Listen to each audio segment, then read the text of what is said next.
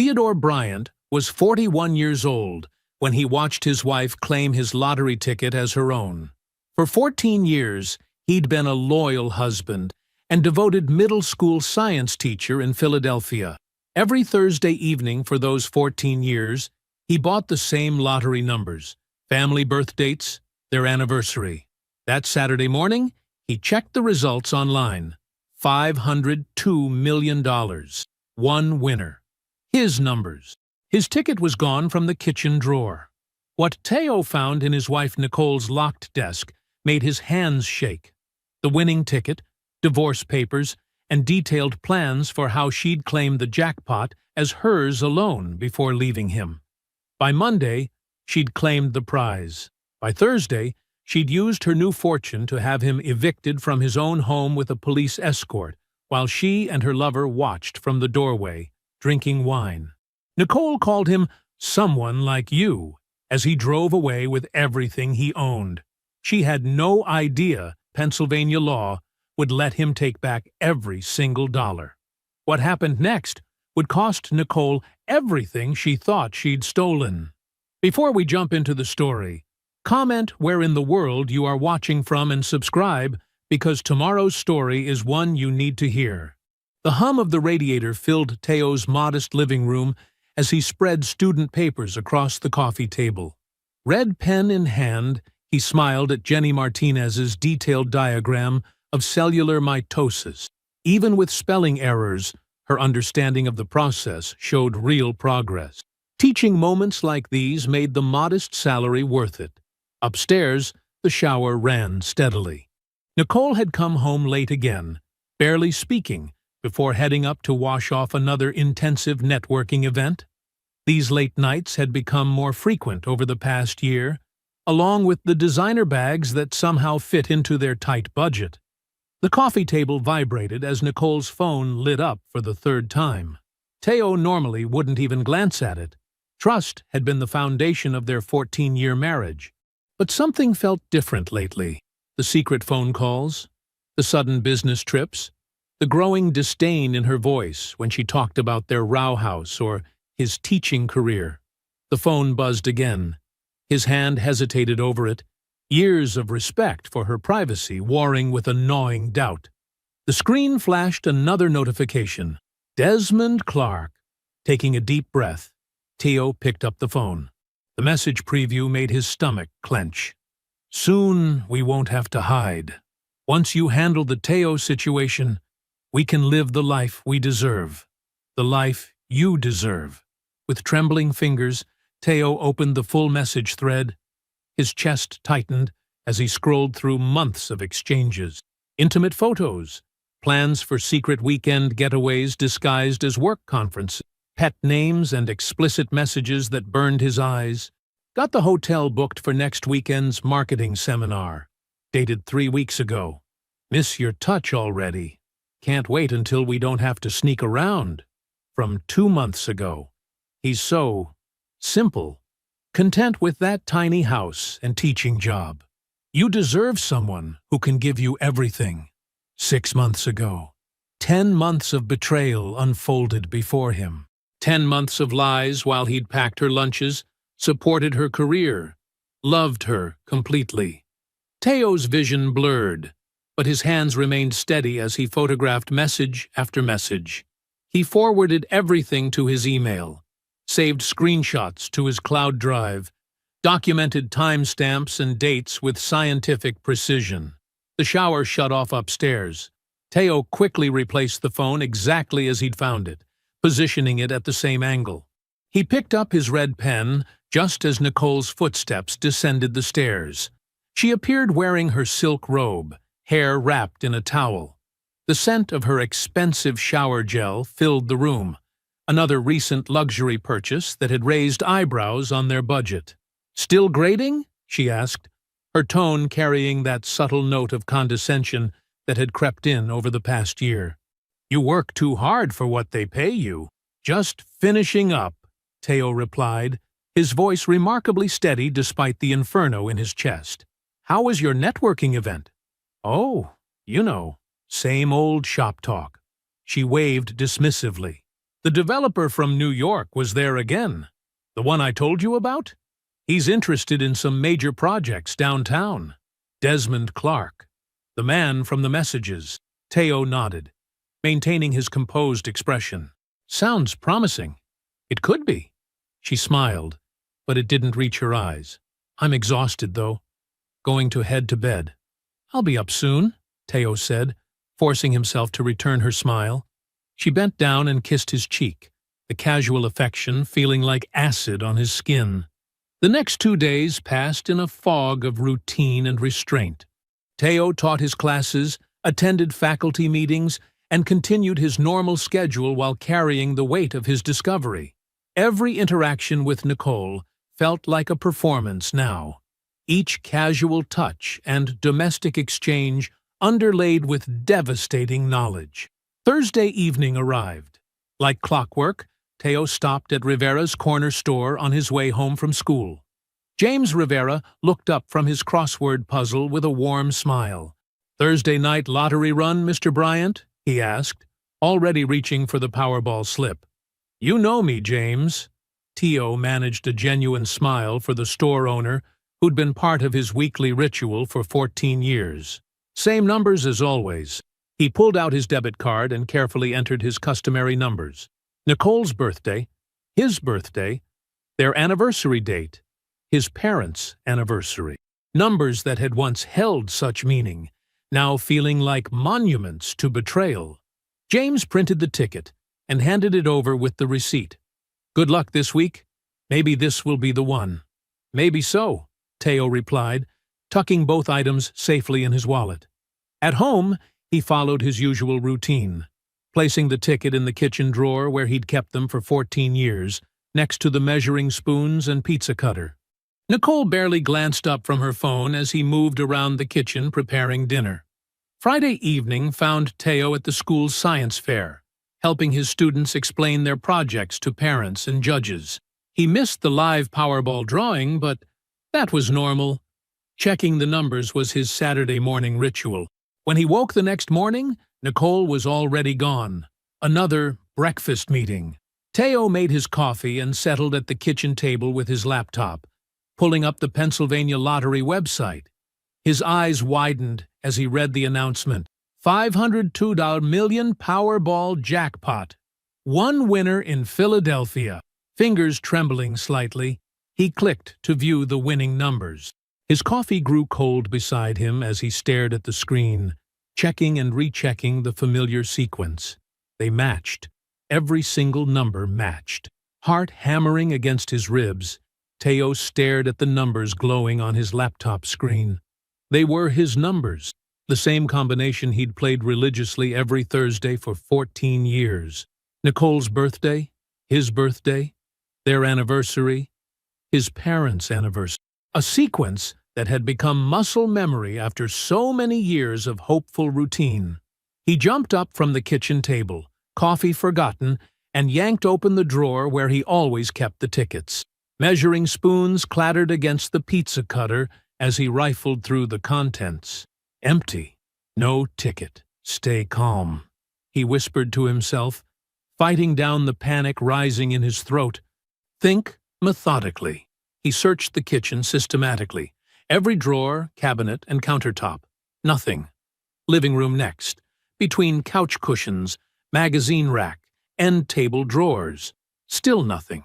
His hands were steady, but his pulse raced as he climbed the stairs to their bedroom. The sound of his own breathing seemed unnaturally loud as he moved through the silent house. Nicole's home office door stood slightly ajar. Inside, her desk dominated the small space, a recent purchase she'd insisted on, complete with a locked drawer for sensitive client documents. Teo hesitated only a moment before kneeling in front of the drawer. The combination was their anniversary date.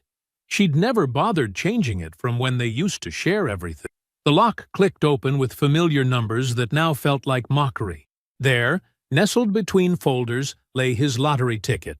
Beside it, a stack of printed papers about Pennsylvania lottery claim procedures, detailed notes comparing lump sum versus annuity payment options, and tax implications of major windfalls.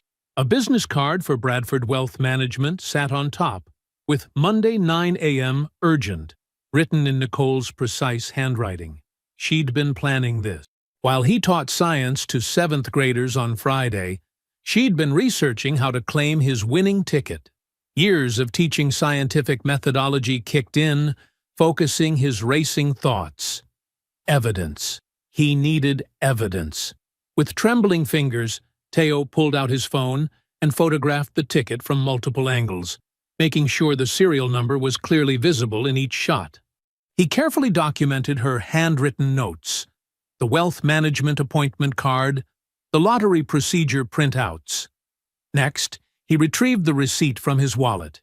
He always kept them for a week, another part of his Thursday ritual. The date and time were clear.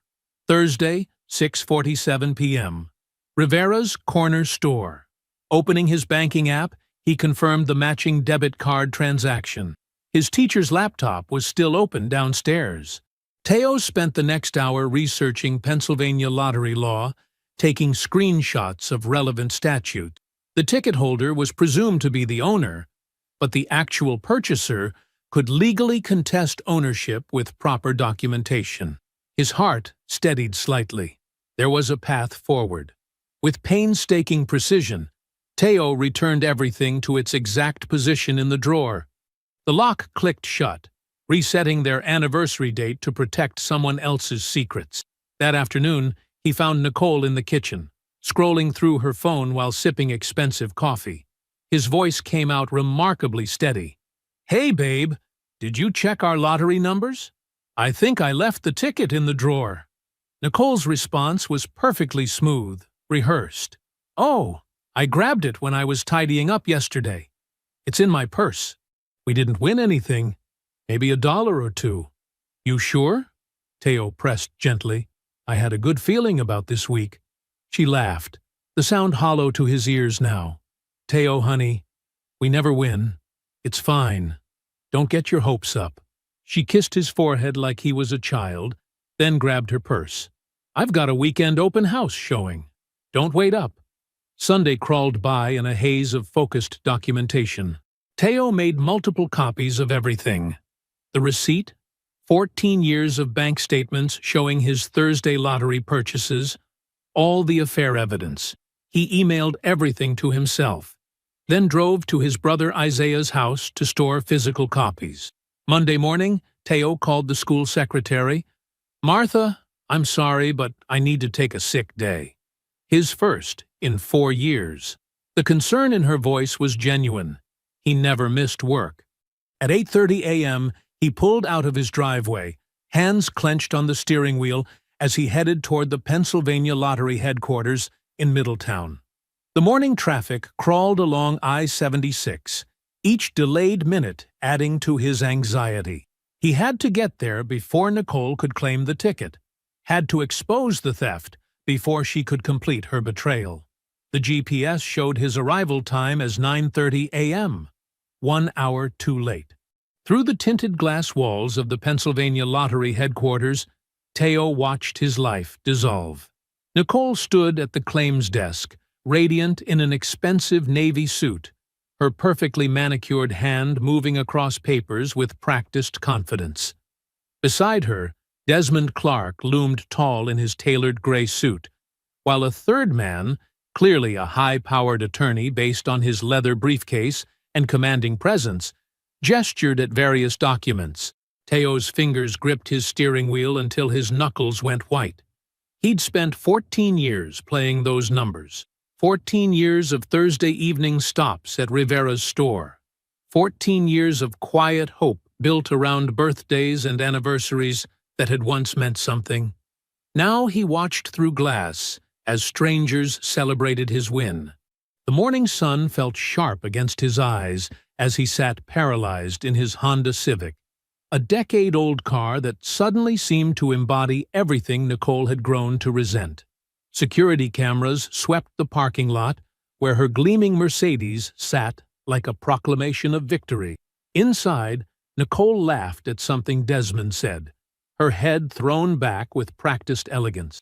The claims agent smiled warmly. clearly charmed by the beautiful woman claiming life-changing wealth. More signatures, more papers passed across the desk. Teo's receipt burned in his wallet, useless now that she'd beaten him here. At 10:15 a.m., they emerged through the building's main doors. Nicole practically floated, her face glowing with triumph. Desmond's arms snaked possessively around her waist, marking his territory. The lawyer handed them each his business card with a final handshake. Teo's phone buzzed against his thigh. A text from Nicole. Something amazing happened. Need to talk tonight. I have incredible news. The heart emoji twisted in his chest like a knife. He watched them climb into their separate luxury vehicles, Nicole to her Mercedes, Desmond to his Porsche, and drive away, leaving him alone in a parking lot with his worthless proof of purchase. Hours crawled by. Teo drove aimlessly, unable to focus enough to return to school, unwilling to go home and face empty rooms. At 7 p.m., he finally pulled into their driveway. Nicole's car was already there, along with a bottle of Dom Perignon chilling in an ice bucket on the kitchen counter. She burst through the door moments later, designer shopping bags in one hand, that enormous fake smile plastered across her face. "Teo, you won't believe this. I bought a lottery ticket last week, just on a whim. You know how I never play. And I won. I won the Powerball. $502 million. He forced his features into shocked surprise. What? Are you serious? I already claimed it today. After taxes, it's about $311 million lump sum. Can you believe it? We're set for life. But her eyes were cold, calculating. This wasn't joy. It was performance.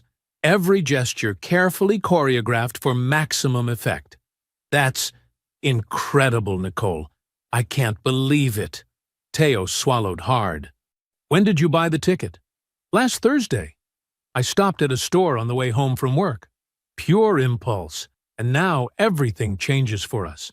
Every word was a lie. Different store, different time, different money, different everything. This is amazing, babe. We can finally… Actually, Teo, Nicole cut him off, her tone shifting dramatically. The warmth vanished from her voice. We need to talk about something else. I've been unhappy for a long time. I've been seeing someone else. His name is Desmond. We're in love. I'm filing for divorce. Teo let real pain show through his act. Nicole, we can work through this. We've been together 14 years. There's nothing to work through. I've moved on. This is my lottery win, my money, and I need to start my new life. I'm not trying to be cruel, but you need to understand. This changes everything. What about our house? Our marriage? I'll be fair. Her lips curved in what might have been meant as a kind smile but came across as predatory. I'm offering you $150,000 cash. That's generous, Teo. More than generous. If you sign a quitclaim deed giving me full ownership of the house and agree to an uncontested divorce. You can find a nice apartment. Start fresh. I'm not trying to hurt you. This is my home too. I'm not leaving. Nicole's expression hardened. Then you're making a mistake. I have $311 million now, Teo. I can afford the best lawyers in Pennsylvania. I can bury you in motions and legal fees until you're bankrupt. Or you can take my offer and leave with dignity. Your choice. I'm not signing anything. We'll see. Tuesday morning, Nicole filed for divorce, citing irreconcilable differences. That afternoon, her aggressive attorneys filed an emergency motion for exclusive possession of the marital home, claiming she needed privacy and safety during this emotionally volatile transition, and that Teo's presence was destabilizing and potentially threatening.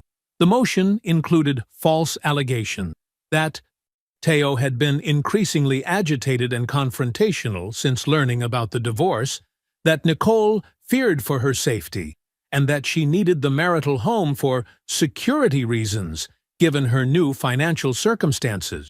Wednesday at 2 p.m., the emergency hearing began.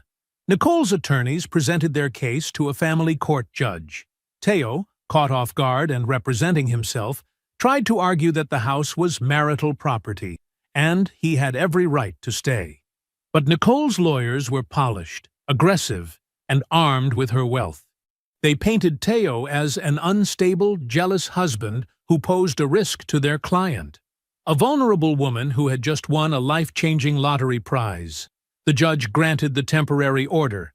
Teo must vacate within 48 hours pending final divorce proceedings. Thursday evening at 6 p.m., Nicole arrived at the house with Desmond, her lead attorney Catherine Price, and 2 police officers to enforce the eviction order. "Mr. Bryant," one officer said apologetically, "I have a court order requiring you to vacate these premises. You have 2 hours to collect your personal belongings." Teo pulled into Isaiah's driveway just after 9 p.m., his Honda Civic packed so full he could barely see out the back window. The trunk held what remained of his life: clothes, teaching materials, a few pieces of furniture Nicole had deemed unimportant enough for him to take. The rest of his possessions sat in what used to be his home, now claimed by a woman he barely recognized. Isaiah stood waiting on the front steps, arms crossed over his broad chest. As a construction supervisor, he'd built his career solving problems with direct action. The muscles in his jaw tightened as he watched Teo park. "I can't believe this," Isaiah growled, helping Teo unload boxes. "My little brother getting kicked out of his own house by that." "Don't," Teo cut him off quietly. "Just help me get these inside." The basement apartment was modest but clean. A bedroom, small living area, kitchenette. Isaiah had renovated it himself last year, never imagining it would become his brother's refuge. They carried in load after load in tense silence until the car was empty. "She can't do this," Isaiah finally exploded, pacing the small space. "I should go over there right now. Show her and that fancy boyfriend what happens when you mess with family." "No." Teo's voice was firm despite his exhaustion. "This has to be done legally, completely. She stole from you millions, and now you're sleeping in my basement while she lives in your house? It's temporary." Teo sat heavily on the second-hand couch they'd just carried down. "I have evidence. I have proof. But if we handle this wrong, if we do anything stupid or illegal, she wins permanently." Isaiah ran a hand over his face, struggling to contain his rage. "Then what's the plan?" "Tomorrow morning I meet with a lawyer. Patricia Keene. The divorce attorney? I've heard of her. She's expensive. She's worth it. And she'll work on contingency when she sees what I have." At 8 a.m. sharp the next morning, Teo sat across from Patricia Keene in her downtown office. Her reputation preceded her, a formidable presence who'd fought her way from North Philadelphia to become one of the city's most feared divorce attorneys. Her office walls displayed degrees from Howard University and Penn Law, along with framed newspaper articles about her biggest victories against wealthy spouses who tried to cheat their partners. "Show me what you have," she said simply. Teo laid out his evidence methodically. The purchase receipt with matching serial number, 14 years of bank statements showing his Thursday evening lottery purchases, screenshots of the affair evidence, a detailed timeline proving Nicole had stolen the ticket and lied about purchasing it. "I've already requested security footage from Rivera's corner store," he explained, "and here are Nicole's statements to the Lottery Commission claiming she bought the ticket at a completely different location." Patricia's eyes lit up as she examined document after document. Her perfectly manicured fingers traced the dates, the numbers, the clear paper trail of deception. "Mr. Bryant," she said finally, "this is the most clear-cut case of lottery fraud I've ever seen. She stole your ticket, lied to state officials about when and where she bought it, and claimed your prize. But she's already been paid out. We're not preventing a crime. We're reversing one. Can we win? It will be a fight. She has unlimited resources now, but your evidence is ironclad." Patricia began writing rapidly. Here's our strategy. We file an immediate legal challenge to her lottery claim. Sue her for fraud, theft, conversion, and unjust enrichment. We'll subpoena the Lottery Commission records, get that store security footage, and depose her under oath about the ticket purchase. Most importantly, we file for an emergency injunction freezing the proceeds and request forensic accounting of every dollar she's already spent. She looked up sharply. But understand this, she has access to $311 million for lawyers. This will get vicious. They'll attack your character, drag this out, try to break you down. Are you prepared for that? Teo met her gaze steadily. She stole from me, lied to my face, kicked me out of my home, and humiliated me in front of my community. I'm prepared. Patricia nodded, satisfied. I'll take the case on contingency, 25% of whatever we recover. But you'll need a private investigator. I recommend Raymond Porter, former Philadelphia detective. He's thorough, discreet, and he knows how to build a case. Teo wrote a check for $8,400, his entire personal savings, to hire Porter. By early afternoon, the wheels were in motion. At 1 p.m., Teo walked into his classroom at Franklin Middle School, perfectly composed in pressed khakis and a blue button-down shirt. No one watching him explain chemical reactions to seventh graders would have guessed he was homeless, betrayed, and in the opening stages of a multi-million-dollar legal battle. He moved through his lessons with practiced ease, helping students balance equations while his mind ran parallel calculations about evidence and strategy. Every time his phone vibrated, he checked it discreetly, waiting for updates from Patricia or Porter. But to his students, he was simply Mr. Bryant, patient, focused, exactly as he'd always been. Over the next week, Raymond Porter's investigation peeled back layers of deception that made Teo's stomach turn. Each morning, the former detective's reports arrived in Patricia's office with new revelations, each more calculated than the last. 7 months ago, Raymond explained, spreading bank statements across Patricia's desk while Teo sat quietly. Nicole opened an account at Wells Fargo using her work address. Started small, 200 here, 300 there, all transferred from your joint account. Teo recognized the dates, when Nicole had suggested they stop reviewing monthly statements together, claiming it was too stressful to track every penny. He'd agreed, wanting to ease her anxiety. Now he understood why. Total amount siphoned, just under $12,000. Raymond continued. Small enough that missing money could be explained by shopping, lunch meetings, normal expenses, but regular deposits, building a reserve. Patricia made notes while Teo studied the statements. His teacher's salary meant every dollar mattered. He'd been brown bagging lunches while Nicole secretly built her escape fund. 3 months ago, Raymond pulled out more documents. She had initial consultations with 3 different divorce attorneys, paid in cash from that secret account, was shopping for the most aggressive representation before the lottery even happened. Teo remembered that time period. Nicole had taken several personal days from work, claiming migraines. He'd made her soup, brought her ginger ale, worried about her health. Meanwhile, she'd been planning his removal from her life. The locked desk drawer, Raymond continued, purchased 8 weeks ago from an office supply store. She kept the receipt, filed it carefully, creating evidence of separate property for the divorce she was planning. But it was the text messages that truly gutted him. Raymond had discovered Desmond's unsecured cloud backup. The man's arrogance extended to his passwords, and found conversations stretching back months. Nicole to Desmond, 4 months before the win. He's so predictable. Same numbers every week. If those stupid tickets ever hit big, that's my ticket out. I just need to be ready to grab it first. Teo's hands clenched as Raymond read more messages. His weekly ritual of buying tickets, his sentimental use of family birth dates. She'd turned it all into surveillance, watching for her opportunity. 1 week before the win, tickets are always in kitchen drawer. He checks Saturday mornings like clockwork. If we ever win, I'll claim it Friday night or Saturday before he even knows. This wasn't opportunistic, Patricia said quietly. She was lying in wait, planning to steal any significant win. The fact that it happened now just accelerated her timeline.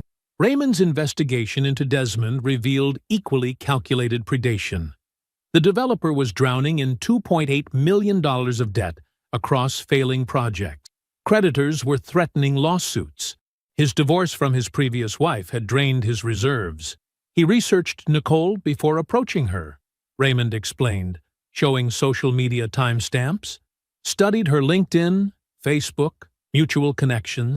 He knew about her marriage, her job, her ambitions, found out which industry events she attended, the chance meeting where they met. Completely orchestrated. Teo remembered Nicole mentioning that first encounter, how Desmond had seemed so interested in her career, so understanding about her frustrations, so coincidentally aligned with her goals. Now he understood why. Their early messages show his strategy, Raymond continued. He cultivated her dissatisfaction, encouraged her material aspirations, positioned himself as her ticket to a better life. He was hunting for someone with financial potential, whether through her career or, as luck provided, a lottery ticket. 1 week after Teo's eviction, Patricia assembled their complete legal challenge package. The filing was thick with evidence: civil lawsuit for fraud, theft, and conversion, formal challenge with the Pennsylvania Lottery Commission, emergency motion to freeze the remaining proceeds, request for expedited hearing. Raymond's surveillance team reported the moment Nicole was served with papers Tuesday morning. She'd been leaving a luxury car dealership, shopping for a second vehicle with Teo's stolen money. The process server caught her in the parking lot. For the next 7 hours, Nicole and Desmond huddled with their legal team in downtown offices. Through his contacts, Raymond provided periodic updates to Patricia. "She's screaming," he reported mid-afternoon, "throwing things. Desmond looks terrified. Their attorneys just explained Pennsylvania lottery law. If Teo proves he purchased the ticket, the prize belongs to him as the purchaser. Possession doesn't equal ownership when fraud is involved." In the weeks following Teo's eviction, Nicole and Desmond embraced their newfound wealth with reckless abandon. Their social media accounts became showcases of excess: champagne brunches, designer shopping sprees, and constant celebrations of their blessed new life together. Nicole's departure from her real estate marketing job became office legend. She strode into her boss's corner office wearing a $12,000 Chanel suit, dropped her resignation letter on his desk, and declared, "I don't need you or this pathetic salary anymore. I'm worth hundreds of millions now." The entire floor watched her theatrical exit, designer heels clicking against marble as she left behind a decade of employment. Within days, they purchased a $5.3 million mansion in Wayne's most exclusive neighborhood, a sprawling stone estate with 6 bedrooms, indoor pool, and 3 acres of manicured grounds. Nicole selected a gleaming Mercedes S-Class in metallic silver, $145,000, while Desmond chose a racing yellow Porsche 911, $180,000. Their 4-car garage filled quickly with luxury vehicles that Nicole photographed constantly for Instagram. Their housewarming party became the talk of Philadelphia's main line.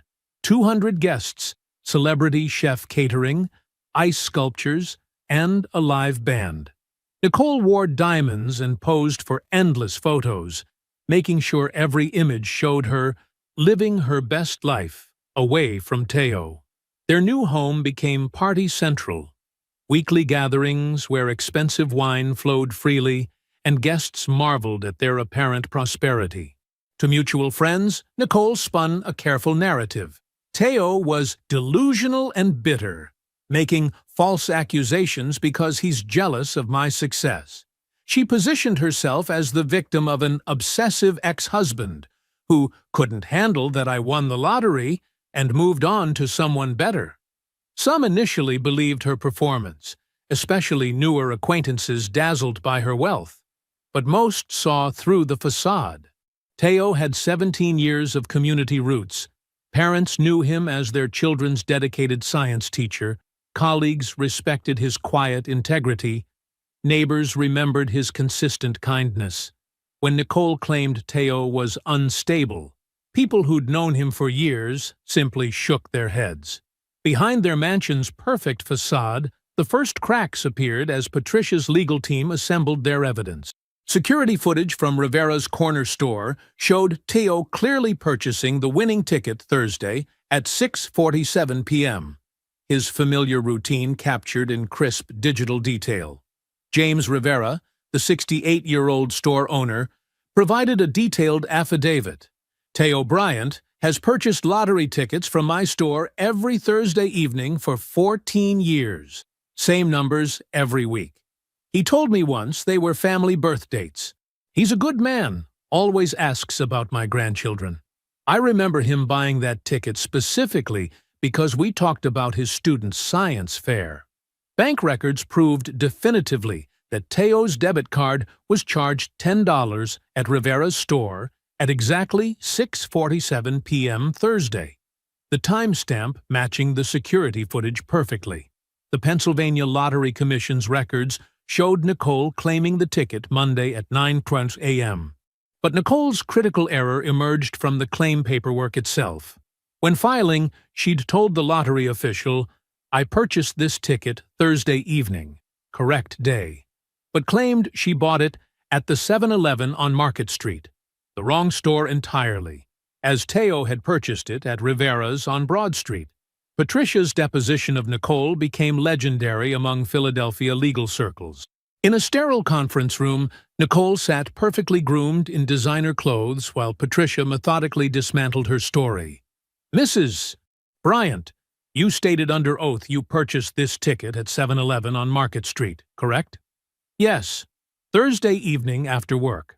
"Then please explain how security footage shows your husband purchasing a ticket with the exact same serial number at Rivera's corner store on Broad Street at 6:47 p.m. that same day." That must be a different ticket. The serial numbers match exactly. Are you suggesting there were two identical tickets? He must have copied my numbers. Your husband's bank records show he purchased the ticket at Rivera's at 6:47 p.m. Mr. Rivera provided sworn testimony about his 14-year pattern of buying tickets with these specific numbers. How do you explain this? Nicole's polished veneer cracked. Her attorney called for a break as she began to unravel.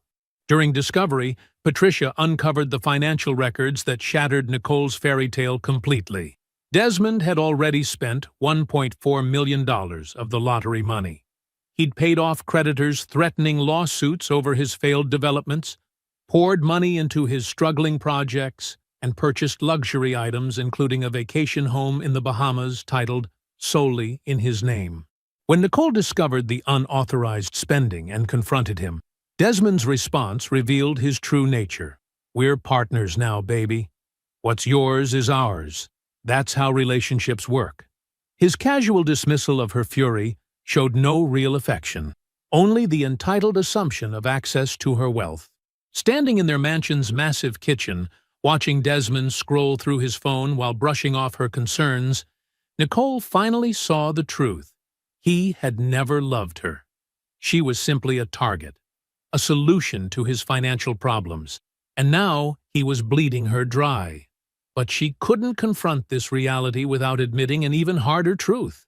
She had stolen the ticket that made her wealthy in the first place. Week 5, after Teo's eviction, Judge Denise Marshall studied the mountain of evidence before her with methodical precision. Her reading glasses perched on the edge of her nose as she reviewed bank statements, text messages, and surveillance footage. After 3 hours of careful consideration, she delivered her ruling on Patricia's emergency motion to freeze the lottery proceeds. While the evidence presents serious concerns about the legitimacy of Mrs. Bryant's lottery claim, Judge Marshall stated, her voice firm and measured, A complete asset freeze would be overly restrictive at this stage. However, significant controls are necessary. Her compromise ruling sent shockwaves through both legal teams. Nicole could continue spending from the prize money, but with strict limitations. She had to maintain detailed accounting of every dollar spent, could not transfer any assets out of Pennsylvania, and was prohibited from reckless dissipation of funds pending the trial's outcome. Nicole's face twisted with rage as the judge read the restrictions. No more impulse purchases of luxury cars. No more transferring millions to Desmond's projects. No more shopping sprees without documentation. Her unlimited spending party was over. "This is ridiculous," Nicole hissed at her attorney, Catherine Price. "It's my money. She can't tell me how to spend it." "Lower your voice," Catherine warned sharply. "The judge can still hear you." The court scheduled the trial for 4 weeks out, an unusually rapid timeline reflecting the urgent nature of the dispute. As those weeks progressed, the systematic dismantling of Nicole's carefully constructed fantasy accelerated. Patricia's team uncovered Nicole's Google search history from the week before the lottery win. The timestamps painted a damning picture of premeditation. Monday, 2:14 p.m. How to claim lottery ticket in Pennsylvania. Monday, 3:27 p.m. Can spouse claim lottery ticket without other spouse knowing? Tuesday, 9:03 a.m. Lottery ticket ownership law, Pennsylvania. Wednesday, 1:15 p.m. Hiding assets from spouse during divorce. Even more devastating, text messages emerged between Nicole and Catherine Price from 2 weeks before the lottery win, discussing asset protection strategies for an upcoming divorce. Nicole had been planning her exit long before claiming Teo's winning ticket. The financial advisor's notes from Nicole's Monday morning appointment, hours before she claimed the prize, were equally incriminating. The detailed outline covered establishing sole ownership of windfall funds and minimizing spouses' potential claims through strategic timing. "Every single piece of evidence shows planning," Patricia explained to Teo during a strategy meeting. "She didn't just stumble across your ticket and make an impulsive decision. She orchestrated this theft for months." The pressure began affecting Nicole and Desmond's relationship. With spending restricted and legal walls closing in, Desmond realized he might not get to keep the money he'd already taken. His solution was swift and ruthless. He approached Patricia's team, offering to testify against Nicole. "She told me weeks before they won that she was going to take Teo's ticket if they hit it big," Desmond revealed in a sworn statement. "She said she was just waiting for the right moment. I have emails where she laid out the whole plan." He provided their entire text message history, including exchanges where Nicole discussed monitoring Teo's lottery purchase patterns and planning the optimal timing for her theft. Desmond's betrayal was complete. He threw Nicole entirely under the bus to protect himself from criminal prosecution. When Nicole discovered his betrayal, their final confrontation shook the mansion's marble halls. "You lying piece of garbage!" she screamed, hurling a crystal vase at his head. "I gave you everything." "You didn't give me anything," Desmond sneered, dodging the projectile. "You stole it, and I'm not going down with you." He packed his bags that night, leaving Nicole alone in their sprawling house. But Nicole's desperate spiral wasn't finished. Patricia uncovered her most recent mistake, an attempted bribe of James Rivera just 2 weeks earlier. Nicole had visited his corner store late one evening, offering the owner $50,000 cash to either forget Teo's years of lottery purchases or testify that he couldn't clearly remember who bought the winning ticket. James Rivera, disgusted by the attempt, reported it immediately to Teo's legal team. He even recorded the conversation on his store's security system, capturing Nicole's crude attempt at witness tampering in high definition. Patricia didn't hesitate. She filed a motion adding the witness tampering charge to their civil case and referred the evidence to the district attorney's office for potential criminal prosecution.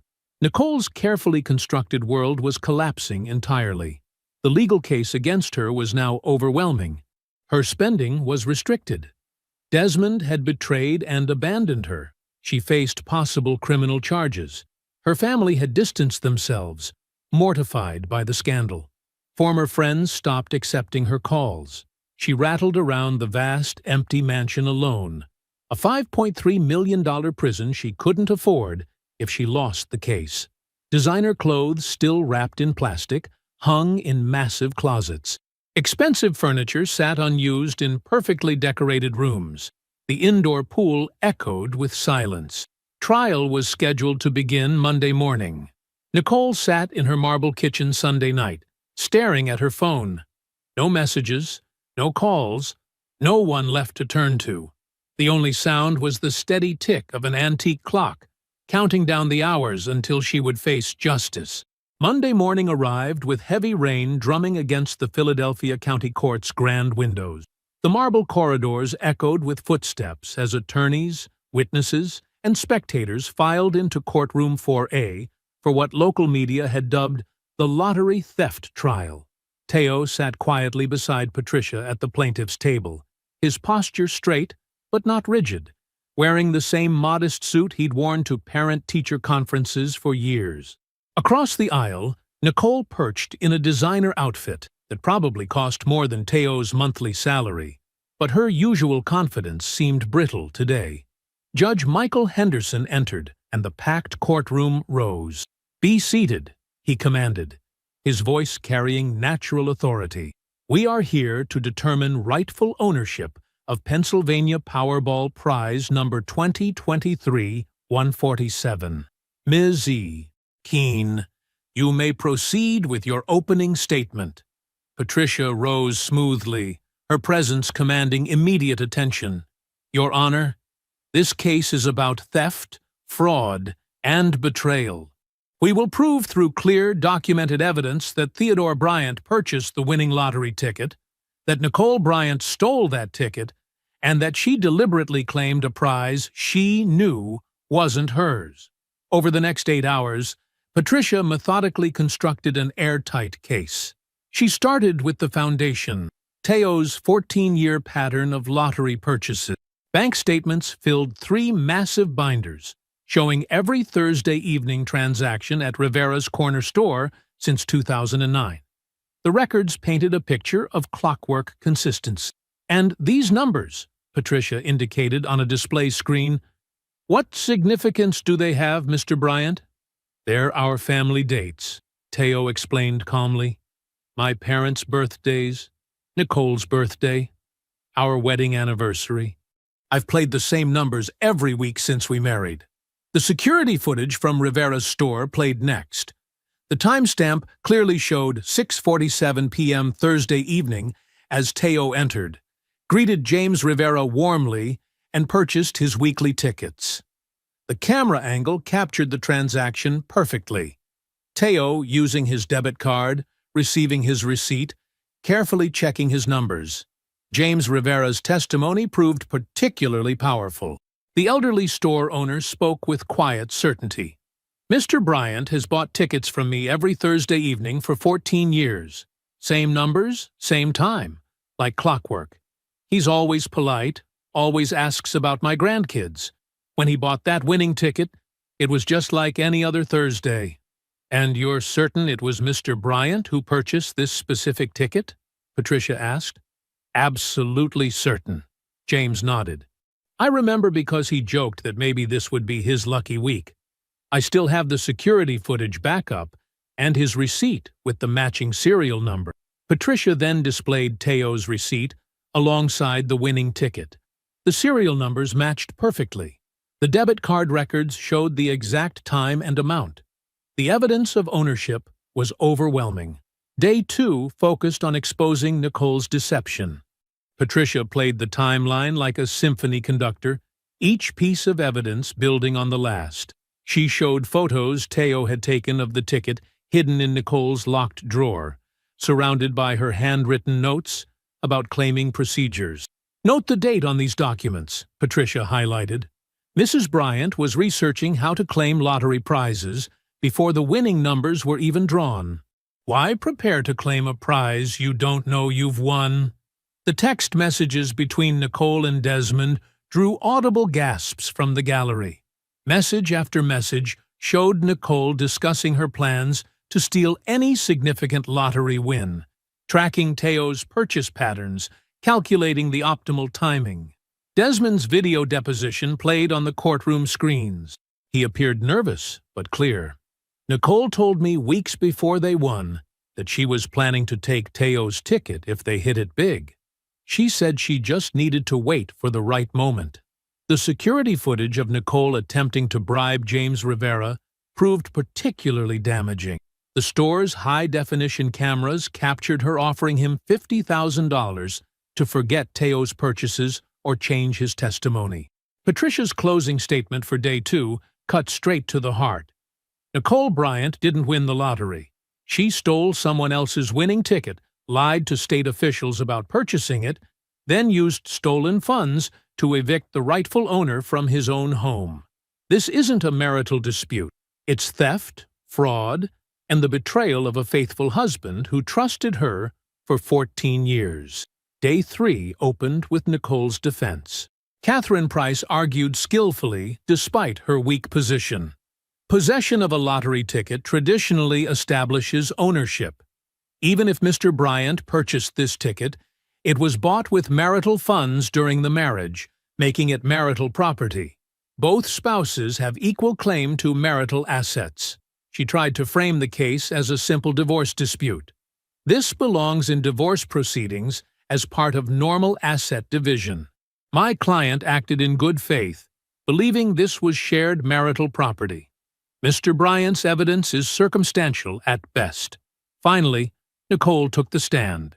Gone was her earlier arrogance, replaced by carefully practiced humility. "I found the ticket in the kitchen," she testified, voice trembling slightly. "I assumed it was ours, a shared marital ticket. I claimed it for both of us. I never planned to exclude Teo from the winnings." Patricia rose for cross-examination, her measured steps toward the witness stand carrying the weight of inevitable justice. Nicole shifted uncomfortably, her designer blouse suddenly feeling too tight at the collar. "Mrs. Bryant," Patricia began, her voice deceptively gentle, "you testified that you claimed this ticket for both of you. Is that correct?" "Yes, that's right," Nicole answered, attempting to project sincerity. "Then perhaps you can explain something for the court." Patricia retrieved a document. "When Mr. Bryant specifically asked you about the lottery ticket that Saturday morning, why did you tell him you'd checked and it was worth maybe $1 or $2? Nicole's composure cracked slightly. I wanted to surprise him." "Surprise him?" Patricia's tone sharpened. "By filing for divorce 3 days later? That was different. The timing was just coincidence?" Patricia interrupted. "You filed for divorce Tuesday morning, less than 24 hours after claiming the prize. Then, on Wednesday, you had your attorneys file an emergency motion to evict Mr. Bryant from his home. Was that part of the surprise, too?" Sweat beaded on Nicole's forehead. Things were complicated. I needed space to think. "You offered him $150,000 to disappear," Patricia stated flatly. "Less than 0.05% of the prize. That's your idea of sharing with your husband of 14 years? I was being generous. He's just a teacher, that's more than—" Nicole caught herself, but too late. Murmurs rippled through the courtroom. Patricia walked to the evidence table, retrieved her tablet. "Let's discuss some text messages you sent to Mr. Clark." She began reading. "He's so predictable. Same numbers every week. If those stupid tickets ever hit big, that's my ticket out. I just need to be ready to grab it first." She looked up. "You sent that 4 months before the winning drawing. Care to explain how that aligns with your testimony about sharing?" Nicole's hands trembled. That's taken out of context. Here's another, sent 1 week before the win. Tickets are always in kitchen drawer. He checks Saturday mornings like clockwork. If we ever win, I'll claim it Friday night or Saturday before he even knows. Was that taken out of context, too? You're twisting everything, Nicole burst out, tears starting. Teo's making me look like a monster. I'm the victim here. The victim? Patricia's eyebrows rose. Let's discuss your internet search history from the week before the drawing. She displayed screenshots. How to claim lottery ticket in Pennsylvania. Can spouse claim lottery ticket without other spouse knowing? Lottery ticket ownership law, Pennsylvania. Those were I was just curious about. And this security footage of you offering Mr. Rivera $50,000 to forget Mr. Bryant's purchase pattern? Was that just curiosity too? Nicole broke down completely, mascara running. You don't understand. I deserved more than what Teo could give me. Desmond promised. Ah, yes, Mr. Clark. Patricia nodded to the bailiff, who wheeled in a video screen. Let's watch his deposition, shall we? Desmond's face appeared, looking uncomfortable but resigned. Yeah, Nicole told me weeks before they won that she was planning to take Teo's ticket if they hit it big. She said she'd been watching his patterns, knew exactly when to grab it. Said she just needed to wait for the right moment. Did she discuss what would happen after claiming the prize? She said she'd file for divorce immediately, use the money to get Teo out of the house fast. She had it all planned out. And your relationship with Mrs. Bryant. How did that begin? Desmond shifted uneasily. I targeted her, if we're being honest, at an industry event. I knew she was married but unhappy with her lifestyle. I researched her before approaching, learned about her marriage, her job, her ambitions. I knew someone like that would be useful. The courtroom sat in stunned silence. Nicole had collapsed forward, shoulders shaking with sobs, while her attorney, Catherine Price, stared straight ahead, lips pressed thin. Patricia's closing argument cut through the heavy air like a blade. This case is simple, Your Honor. Theodore Bryant purchased a lottery ticket with his own money, using numbers meaningful to his family, following a 14-year pattern.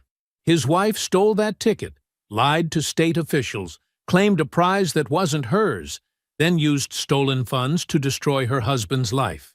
Pennsylvania law is clear. The purchaser owns the prize. Mr. Bryant is that purchaser.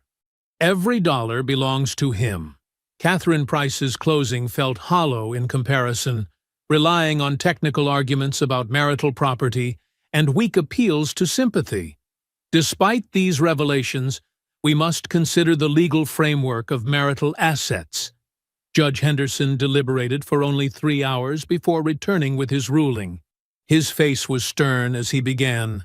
This court finds by clear and convincing evidence that Theodore Bryant purchased the lottery ticket in question. Mrs. Bryant's claim that she purchased the ticket is contradicted by security footage, bank records, witness testimony, and her own provably false statements to the Lottery Commission. He continued, voice carrying absolute authority. The court further finds that Mrs. Bryant knowingly and intentionally misappropriated her husband's property, made false statements to state officials, and used the fraudulently obtained funds to cause additional harm to Mr. Bryant. His ruling was comprehensive and devastating. The entire lottery prize belonged to Theodore Bryant as rightful purchaser. Nicole must return all remaining proceeds immediately. All assets purchased with lottery funds must be surrendered for liquidation. Nicole was liable for conversion, fraud, and unjust enrichment, and must pay Theodore Bryant's legal fees of $247,000. The case would be referred to the district attorney for criminal prosecution consideration. Nicole's face went chalk white. She slumped in her chair, hysterical sobs racking her body, while Catherine Price attempted awkward comfort. From the gallery, Desmond stood without a word and walked out, never looking back. Through it all, Teo sat quietly at the plaintiff's table, his posture relaxed for the first time in months. Patricia reached over and squeezed his shoulder. Justice, finally, complete. The aftermath of the verdict hit like a tidal wave, washing away Nicole's false kingdom in a matter of weeks. The numbers told a devastating story of waste and hubris. In just 10 weeks since claiming the prize, she had burned through $8.7 million as if it were endless. The $5.3 million mansion in Wayne stood as a monument to her excess, while $325,000 in luxury vehicles sat in the circular driveway collecting dust. Desmond had managed to extract $1.4 million for his creditors and investments before disappearing, while nearly $1 million had evaporated in parties, designer clothes, and flashy jewelry. The final insult, $700,000 in legal fees for a defense that ultimately crumbled. The asset recovery process was swift and merciless. The mansion went into immediate foreclosure, though Teo's team managed to orchestrate a quick sale that recovered $3.8 million. The Mercedes S-Class and Porsche 911 were repossessed and auctioned, bringing back $290,000. Jewelry, designer handbags, and other luxury items were liquidated through high-end consignment, recovering a mere $140,000. Nicole's separate bank accounts were frozen and seized, their contents absorbed into the judgment. When the dust settled, Nicole was left with approximately $11,000 to her name, less than 10% of the $150,000 she had so condescendingly offered Teo to disappear quietly from his own life. The irony was lost on no one. Her unraveling continued with brutal efficiency. She crawled back to her former employer, pride in tatters, only to be told her position had been filled. And besides, they preferred to maintain a more professional corporate culture. Her family, already distant since the scandal broke, remained largely estranged. Her mother would occasionally answer texts with one-word responses, while her younger sister had blocked her number entirely, mortified by the public spectacle. The friends who had celebrated at her mansion parties, who had posted enthusiastic congratulations on social media, who had believed her narrative about Teo being bitter and jealous, now avoided her calls. The verdict had exposed her completely, and Philadelphia's social circles had no room for someone branded as a thief and a fraud. Reality hit hard as Nicole moved into a small one-bedroom apartment in a working-class neighborhood, the kind of place she had once sneered at as beneath her standards. The only job she could secure was an entry-level administrative assistant position at a small insurance company, earning $38,000 annually. It was a special kind of humiliation to realize she now made less than the teacher she had betrayed. The district attorney's office ultimately declined to pursue criminal charges, deciding the civil judgment and complete financial ruin were punishment enough. Still, Nicole lived under that shadow, knowing any misstep, any violation of the judgment's terms, could trigger prosecution. Desmond's fate proved equally satisfying to those who believed in justice. His bankruptcy filing couldn't protect him from the $1.4 million he had taken from Nicole.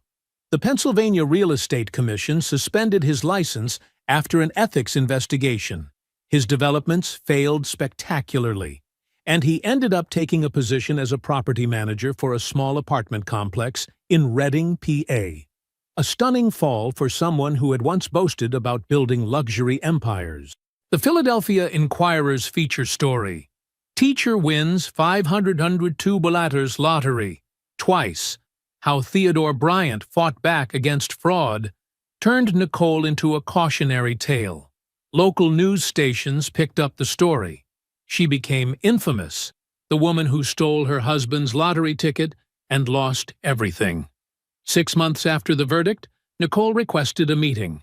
Teo reluctantly agreed to see her at a neutral coffee shop in Center City. She arrived looking diminished. No designer labels, no perfectly styled hair, no confident stride.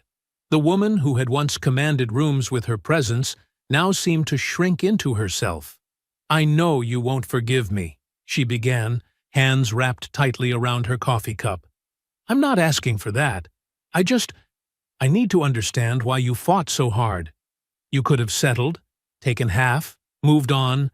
Why destroy me completely? Teo studied her for a long moment, his response measured, but final. You didn't just take money, Nicole.